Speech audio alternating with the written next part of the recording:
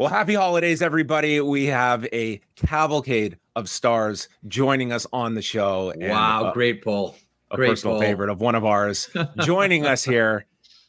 Gentleman Jeff Marek, we are so happy to have you here on the post-wrestling Christmas show. A happy holiday, Jeff, to you and yours, and thanks so much for popping by. And to all of you viewers/listeners, all the best of the holiday season, best of the new year, health and happiness to all. Why would you want me on? I'm like the 24/7 hockey guy now. Because whenever we throw out, who do you most want to hear from, Jeff Marek always is among the most votes that we always get from people. Are people that bored? Like, seriously, to hear my little routine and my act? Haven't people had enough of me in wrestling? Listen, I think that you had a major influence on a lot of people that have thankfully held on to this industry through drug abuse, deaths, and so much darkness. But seeing wrestling covered in a very different way than was typical at the time. Like in 1999, the idea about a radio show that was covering the industry of pro wrestling as opposed to what was just the sideshow and let's do 10 minutes at the end of the show, tongue in cheek. That was very novel for an audience that I think craved it. It was fun. Like it really was. At the end of the day, like I don't know that there was any sort of high-minded, philosophical design of we're going to revolutionize the industry and this is our position in history. Blah, blah, blah, blah, blah. I don't think there was any of that. I mean, John, you were there. Like it was just some goofballs that like to talk about professional wrestling, but much along the lines of, and this is the example that I always raise. If I had a chance to interview Tom Cruise, I wouldn't pretend that he's Jerry Maguire. I'd interview him as Tom Cruise. And to me, that always just seemed natural. I think the wrestlers themselves liked it. Clearly, the audience did as well. And if I had, like I always say this, like if I had any role, as however minute as it was, to sort of move wrestling forward from a broadcast standpoint, from a media standpoint, then I'm really happy. And if I influenced anybody to go on to much greater heights than I ever got to covering professional wrestling, then I'm really happy for what I was able to do in pro wrestling, which is, again, very, very small, very, very tiny. It's tiny little things that I moved along there, John and Way. Ever the Canadian, I think, continuing to maybe be very humble about maybe your influence. But for me, honestly, I think your involvement in all of this it even predates the law. I was maybe one of the few people that might have listened to Game on bless you. Did you really? Yes, I did. You just made my day. See, honestly, John, no offense, but I have a special place in my heart for people that listen to that show. Like the lead researcher at Sportsnet is a guy by the name of Steve Fallon. He runs the SNet Stats Twitter feed, which is fantastic. He was a day oneer on Game as well. And him and I always talk about, whenever I get running to Steve, that's one of the things we always talk about. So whenever I hear Game, and for your listeners/viewers, that was an overnight show, Friday nights from like 1 a.m. to 5 a.m. With me, George Strabelopoulos, and Bob Makowitz Jr., for which we got paid the princely sum of $30, not each, $30. But we didn't care. We just wanted to have fun. So thank you for the historical poll. You warmed this old man's heart. Well, it was very unique to me at the time, Jeff, because on radio, I mean, I'm sure, as you know, maybe you would differ, but it feels like it would take a lot of, I think, approval in order to get anything on the air. And Game was very much kind of like podcasting before podcasting, where it was just like three guys kind of talking about whatever they want, whether it be showcase late at night, or professional wrestling, or making fun of Michael Landsberg's hair. And then later he hired us all because he loved it. He would drive home from TSN and listen to us Friday overnights, and we'd be roasting about his hair, comparing it to Vince Cellini's. And he thought, like, Landsberg's got the best sense of humor in the world, especially about himself. And he just loved it. And he ended up hiring me, George, and Bobby when Off the Record started. But that's how we got in with Landsberg. We roasted him every week. But professional wrestling was also one of those topics that you would never, ever hear talked about on the radio. So, I mean, did it, in what way did it maybe give birth to the law? Well, you know what? I'll tell you what, the pro wrestling thing for that show, like George always admired it and liked the show business element of it. But Bob Makowitz and I used to go to Maple Leaf Gardens all the time to watch wrestling shows. He was one of the guys I would go with.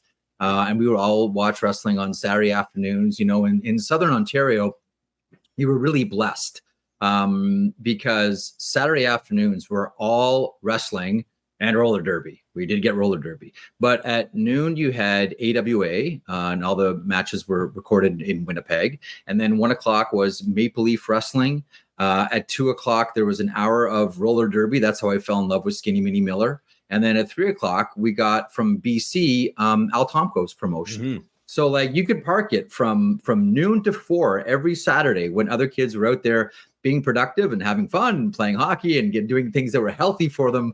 We're just, you know, roasting our own brains watching 3 different promotions. But the great thing about Maple Leaf was that's when Tunney had the association with Crockett. And so you get great Mid-Atlantic wrestling and you get like hot matches and everything at Maple Leaf Gardens. Like when the association, and you guys know this, like that association worked, like he would, Mid-Atlantic would lend talent to Tunney. But the deal was, I think was it the top 3 matches had to be Mid-Atlantic matches. So you got to see like Blackjack Mulligan and John Studd Texas death matches, which were great. The first main event I ever saw, and it wrecked all of wrestling for me, was over the U.S. title, the Mid-Atlantic U.S. title, Ricky Steamboat and Ric Flair. Yeah. But great, like Slaughter and Kernoodle, Steamboat and Youngblood, like great tag teams, great, like a mass superstar who I still think, and maybe you guys can correct me if I'm wrong, I don't think history has been kind enough to, as far as him being a performer, being that size and that athletic and having that ability to draw money and headline wherever he went. I pick your promotion like WWF, NWA, like he was monster everywhere. But we got to see all these performers because of that association between Maple Leaf and Mid-Atlantic. So I kind of felt spoiled as I look back on it now. And now that I think about it, there was also Mexican. I can't remember which promotion it was, but there was, I think it was at 4 o'clock or maybe 5 o'clock as well. On one of the channels. So and then there was George Crybaby Cannon's promotion. Milton Ruskin was the lead announcer there out of Montreal. Yeah. So we got to see all that. So man, you know, I did a lot of ironing back as a kid. I ironed the couch with my ass and I watched professional wrestling all day on Saturdays. And then at night it was Hockey Night in Canada. I wanted to just circle back to the off the record stuff that you were mentioning, because you and I chatted about this a while back when we had Landsberg on the show, and that was in the summer of 1999. You guys uprooted and went down to Stamford to do a number of sit downs with the McMahon family. So to put into context, this is about 2 months after Owen Hart's death, and the WWF is kind of on a campaign, I think, to put themselves in a more favorable light. And you were at the center of this as one of the writers on Off the Record. Tell me a bit about that experience being down at Titan Towers to do all of these interviews. I think it was like 3 shows you guys produced. Yep. And you're right. Like, make no mistake about it. This was the WWF charm offensive. This was not a mistake. This was not coincidental that, you know, as the McMahons were, you know, getting torn apart over what happened at Kemper Arena. They wanted to put forward a face that this is a family company. And here's Steph, and here's Shane, and here's Vince, the father. And I'm going to talk to you as if I'm a concerned parent. Like, I don't want to be so callous as to say that for them it was an angle and they were just doing, you know, nice guy promos or parental promos to try to get themselves over as being, as having feelings and being human beings about the entire thing. But it very much did have that vibe. But I can recall Vince McMahon saying to me, and you guys will like this, because right before we went to Stamford to do these interviews, Terry Bollea, Hulk Hogan, was on with Larry King, just destroying Vince McMahon, what he does to the industry, what he did to him, how he rides his guys hot and just leaves a husk of a shell of a performer when he's done with them. Like, Hogan went hard at Vince McMahon. And I asked him about it. This wasn't on camera. This is just after all the shows were done. And I said, did you see Hulk on Larry King? He said, oh yeah, I watched that. And I said, what did you think? And he paused, because it was all about how he treats performers. He paused and he said something that I will never forget in my life. And it was total promo. This wasn't Vince McMahon, human being. This was like Mr. McMahon, the performer. He said to me, I'm a carnivore. And when I eat, I want to have the tenderest, juiciest piece of meat in front of me. And if it makes my stomach upset in the morning, so be it. And his glasses back on. And I was just, honestly, I had my jaw hit. I'm like, is that a human being or is that just like a real life promo? If that makes my stomach upset in the morning, so be it. Now, the other side of that coin is that years later, this man also suffered from diverticulitis. So, I mean, there is that warning that comes with being and that's why I've been a vegan going back to 2008. Yes. Well, I would tell me as well about some of the challenges that come with a format that is 22 minutes with a Vince McMahon, and like certainly you can come at it from so many different angles. Tell me a bit about the structuring of that. He's smart. He's really smart. And I think the sport that I cover now is hockey, and NHL Commissioner Gary Bettman is really good at this as well. When you're interviewing someone who understands the format and understands the authority of time, like you're right, like it may feel like you have all the time in the world, but really it's 22 minutes. Like that's what you got. You got to get to your stop set, and this is how it's all going to be formatted.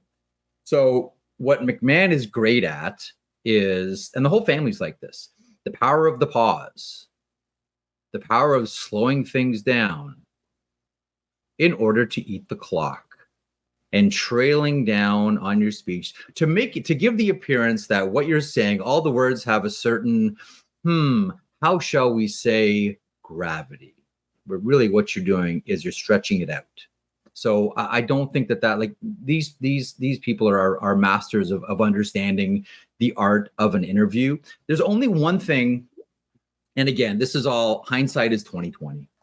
I remember flying back from Connecticut, and I'm sitting there and I'm thinking about all the stuff that we shot and talking with Landsberg and Makowitz, and it dawns on me the most obvious question that we didn't get to, and I'm like, that's my failure as one of the writers on the show.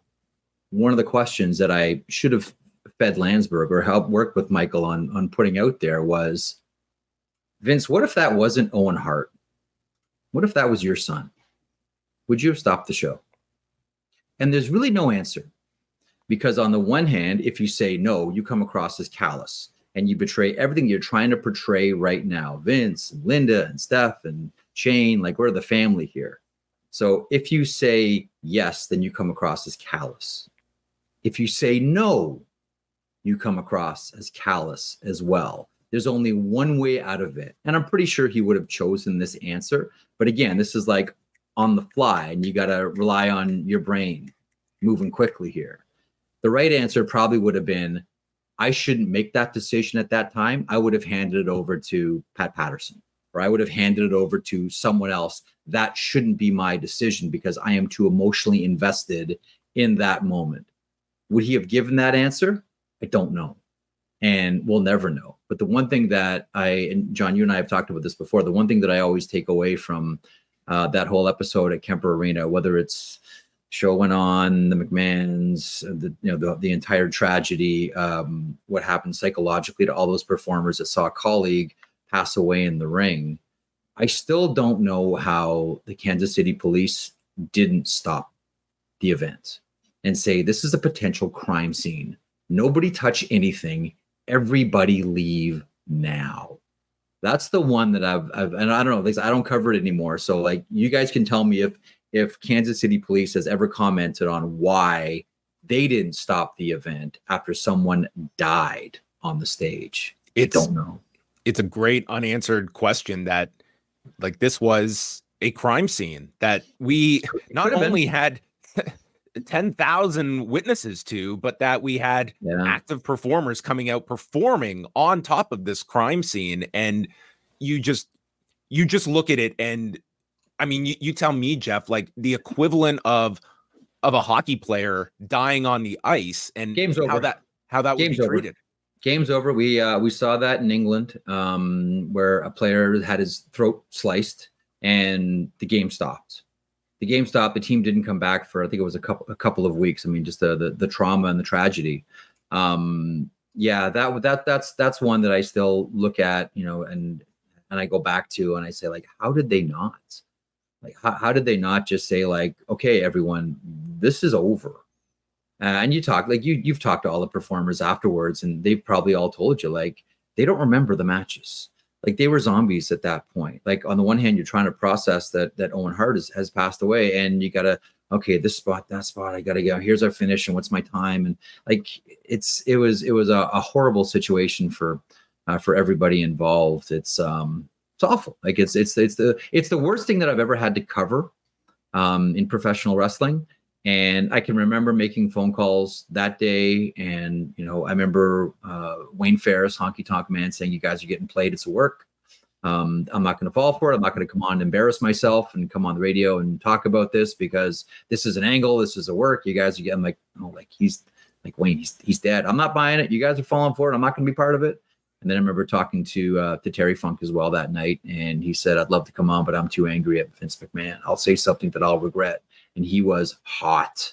I don't know that I've ever heard Terry Funk that hot before. You know, sadly, in professional wrestling, it felt like, certainly for much of the 2000s, episodes and topics like these were certainly not uncommon.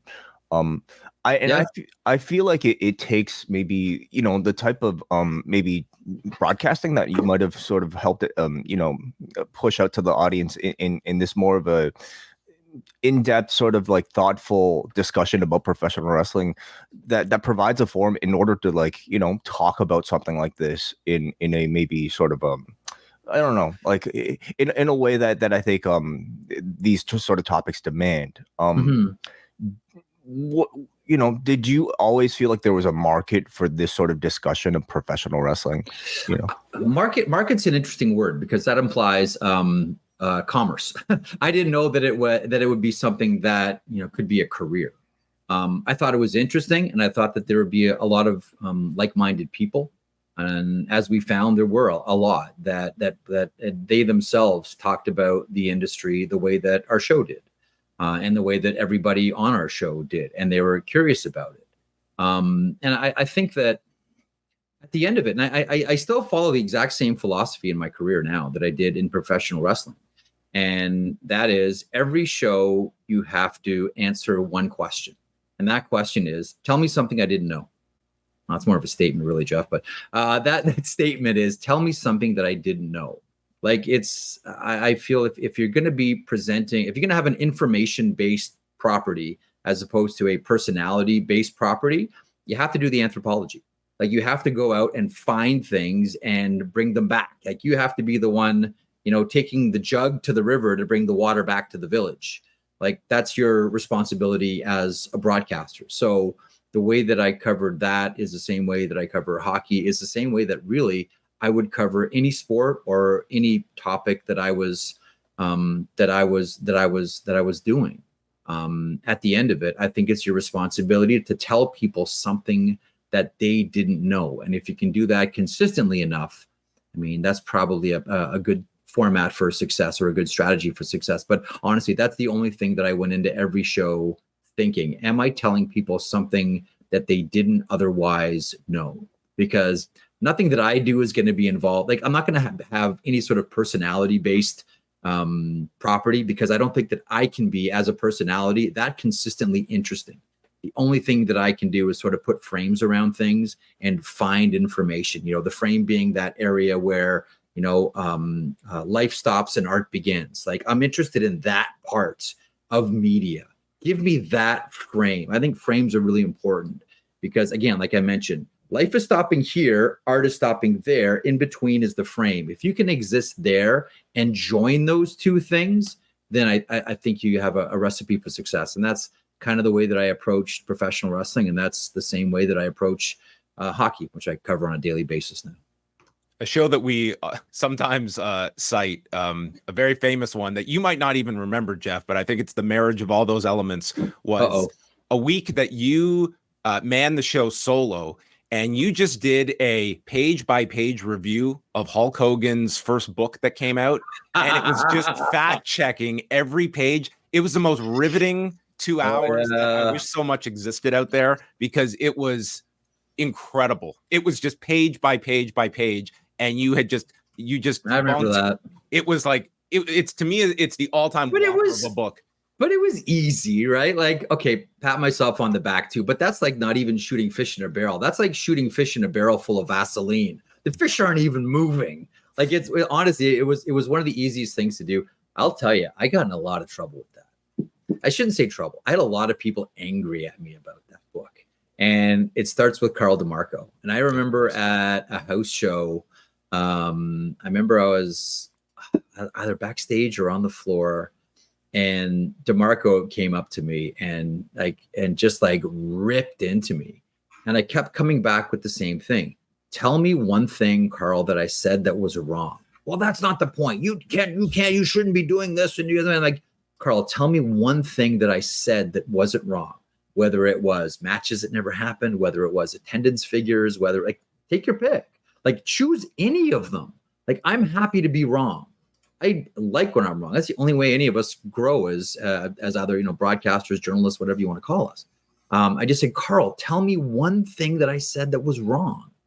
And he couldn't. And it didn't calm him down. I'm sure that someone told him, hey, go tear a strip off that smart ass. And he did. Or maybe he just felt that it was his obligation as a head of WWF Canada to do so. Because that's a major property for them. And that was, in their mind, I guess, being attacked. But if you're going to put forward a book like that, you have to expect that someone's going to call BS on it. Like, come that on just, next week, that, Carl. Come on the air, 2 hours, you get your rebuttal. Baked into the pie. Yeah. But that's just it, right? Like, listen, I'm happy for him I would have been happy for him to come on, and I will just here's the stage. Tell all of our listeners everything that I said that was a lie, or just tell them one thing that I said was a lie. I just remember flipping through it and going I can't believe that I'm reading this. I really don't like it when, especially in pro wrestling, because it happens. I don't know if it still happens as much as it did before, but so much of, what was put forward. I mean, I guess everything's a work and everything's a con, and we all understand how the industry works, but so much of it was just sort of, I just looked at it and I'm like, this is really insulting. This is really insulting to wrestling fans. And I just don't like wrestling fans being talked to like that by performers or promoters or by anyone really, for that matter. So I don't know, but for some reason that book really, I'm sure there's historical inaccuracies in plenty of books. Before we hopped on, I told you I just picked up this book again. Yes. You started reading it, Drawing Heat, Jim Friedman, which is a fantastic week. Oh, it's so good. I'm sure there's stuff in here that I'm probably not even aware of, that, there's what they say in The Simpsons, Lionel Hutz, there's the truth, and then there's the truth. I'm sure there's parts of this that aren't totally legit, but just the Hogan book, consistently, every page seemed really heavy to turn, because I'm like, there's so many lies here. It weighs the paper down as I'm trying to screw it. We just got to go game 7 on this thing. And that's what we did that show. I remember that one. Do you have time for one last topic, Jeff? I got time. So we have not brought up CM Punk yet. And I know that you chatted about this after his return at the Survivor Series. And I think anyone, I know we have a number of listeners out there that would know your history with him. But can you just explain a bit about the hockey connection and how you two kind of came into contact a few years ago? Sure. So what the NHL does every year, and now they do it for Europe as well, but what they used to normally do is they used to have what they call the NHL Media Tour. And what it is a 2-day event where all the teams send one or sometimes two of their top players, and all the rights holders get chances to interview them. You shoot promos, things that show up sort of over the course of the year, whether it's in commercials or promotions for games and all that. You do some stuff on the ice. And Elliot and I, the guy that I host 32 Thoughts with, we always have a run of 20 players that we end up interviewing.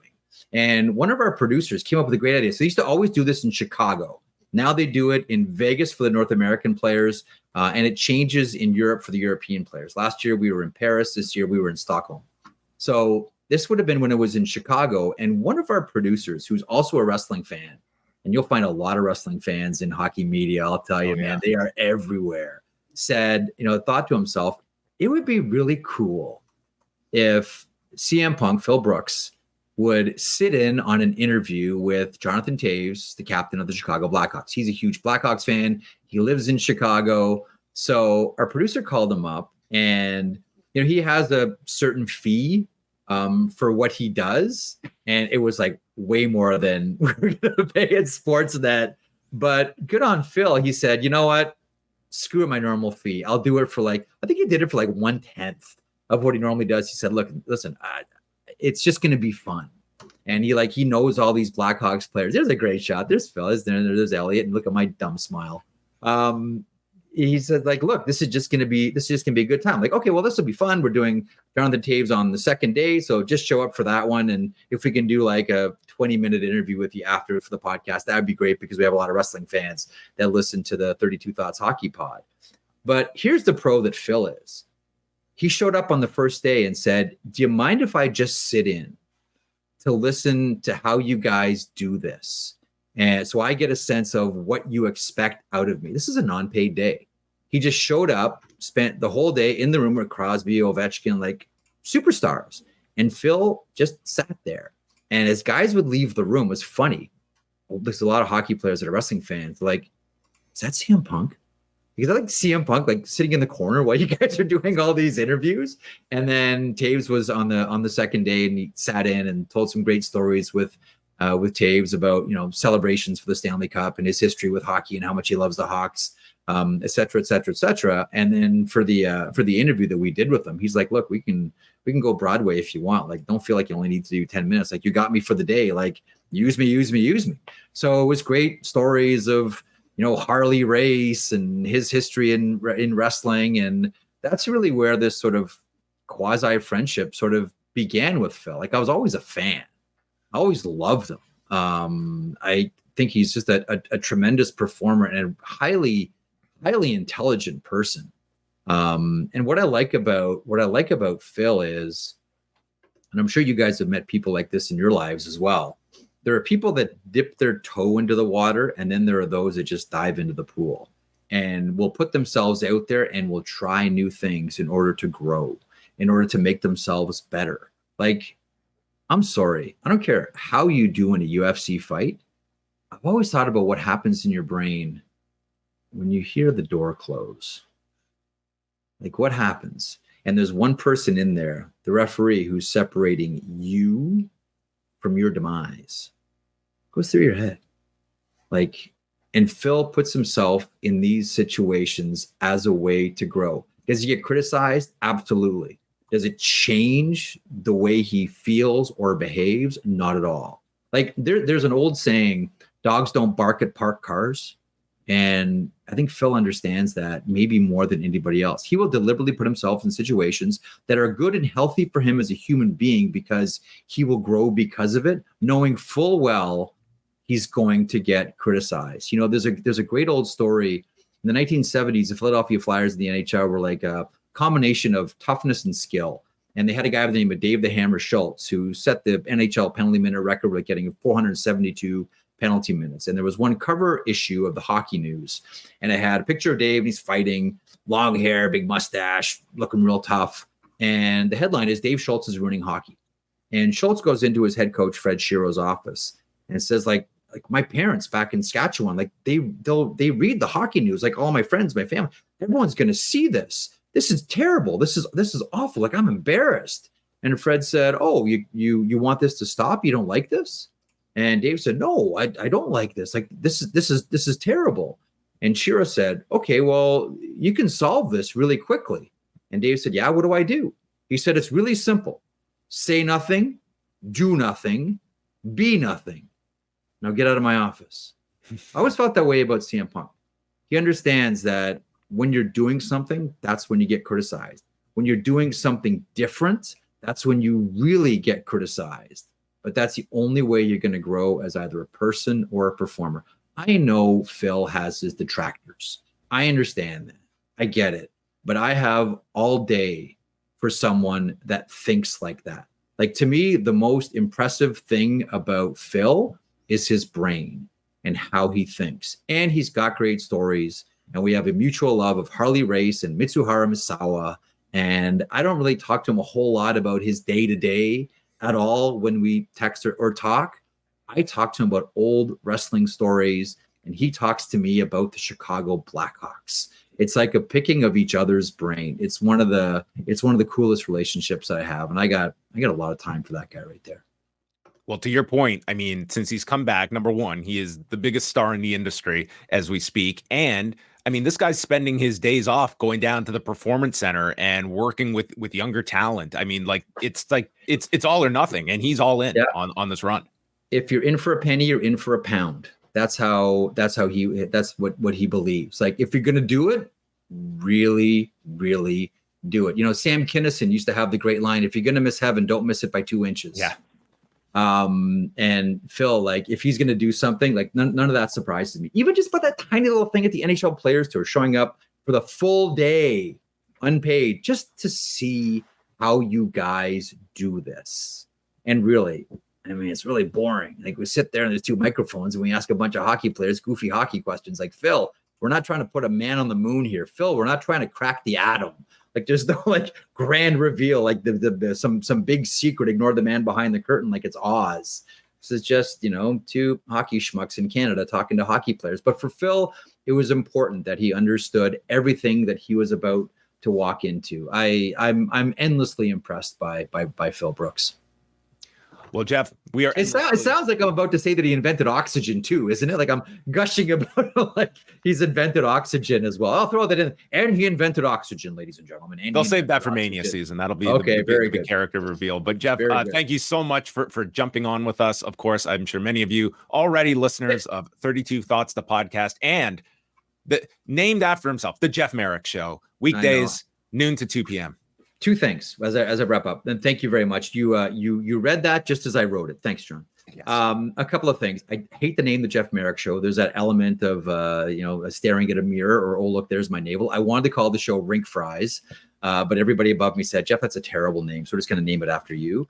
Secondly, you know what I always think about at this time of year? How lucky I was. We talked earlier about how lucky I was as a kid, you know, growing up and being able to watch a lot of wrestling on television. Toronto was great in the 70s and 80s because Tony would always run a Boxing Day show.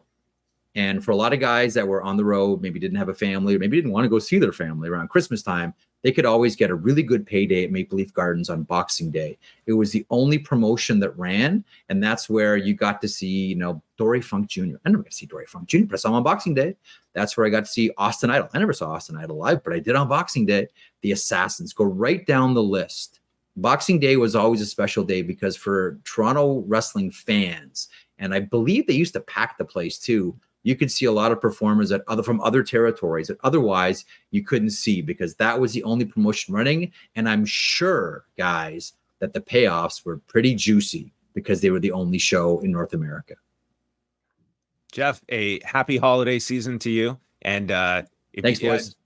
Do hit us up if you go out this holiday season to check out the Von Erich film that is coming out. I just saw the promo for it this weekend. It looks really good. I really hope that it's historically accurate. And I know that it's a story and you got to play fast and loose sometimes, but the story is good enough for real that you don't have to fluff it up, right? Like, I'm looking forward. Text me after. Text me after. Okay, all right. You're gonna shatter my myths about this one too. Thanks, John.